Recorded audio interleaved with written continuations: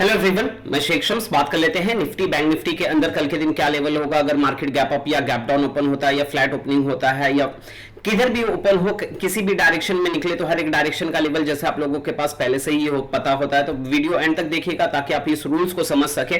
तो सबसे पहले बात करेंगे यहाँ पे बैंक निफ्टी की। तो यहाँ पे ये चार लाइन है। ये नीचे वाली जो लाइन है ये लाइन 1 है, उसके ऊपर वाली जो लाइन है ये लाइन 2 है, ये लाइन 3 है, ये लाइन 4 है।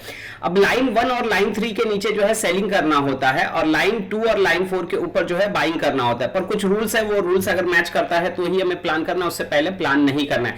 तो नंबर नोट डाउन कर लेंगे। लाइन 1 जो है आपका 50,656, लाइन 2 जो है 50,844, लाइन 3 जो है 51,159, लाइन 4 जो है 51,347, ये लाइन 4 है। अब सपोज मान लेते हैं मार्केट यहां कहीं पे फ्लैट ओपन होता है जहां पे क्लोज हुआ है और यहां से प्राइस नीचे की तरफ आता है लाइन 1 और लाइन 2 के मिड में, और यहां से जिस साइड भी रिवर्स करता है, अगर ऊपर की तरफ निकलता है तो बाइंग साइड प्लान किया जा सकता है। उस टाइम पे जो भी यहां पे प्रीवियस स्विंग का लो होगा वो आपका स्टॉप लॉस होगा। ऊपर की तरफ जो आपका फाइनल टारगेट होगा वो होगा 51,159, ये ऊपर की तरफ आपका फाइनल टारगेट बनेगा।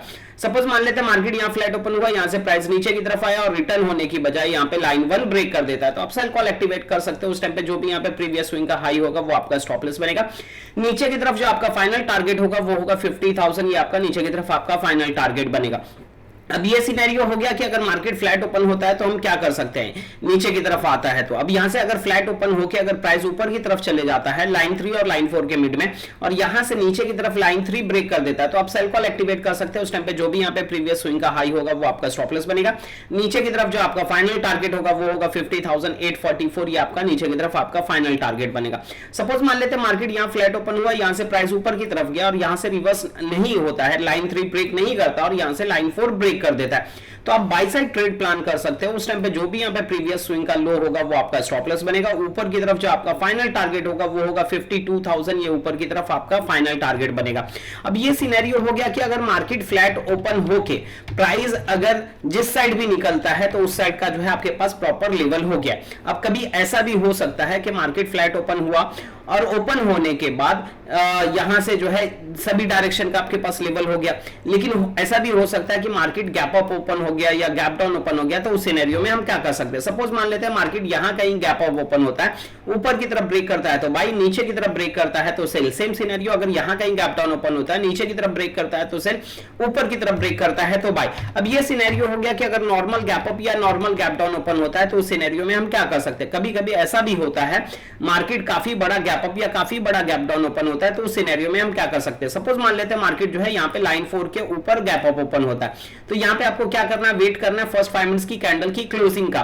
फर्स्ट 5 मिनट्स की कैंडल का हाई अगर ब्रेक कर देता है तो आप बाय साइड ट्रेड प्लान कर सकते हो फर्स्ट 5 मिनट्स की कैंडल के लो के स्टॉप लॉस के साथ। इन केस अगर फर्स्ट 5 मिनट्स की कैंडल का हाई यहाँ पे ब्रेक नहीं करता है और यहाँ से जो है प्राइस नीचे की तरफ आ जाता है लाइन 3 और लाइन 4 के मिड में और यहाँ से जिस साइड भी रिवर्स होता है, अगर ऊपर की तरफ निकलता है तो बाइंग, नीचे की तरफ निकलता है तो सेलिंग। उस टाइम पे जो भी यहाँ पे प्रीवियस स्विंग का हाई या लो होगा वो आपका स्टॉप लॉस बनेगा।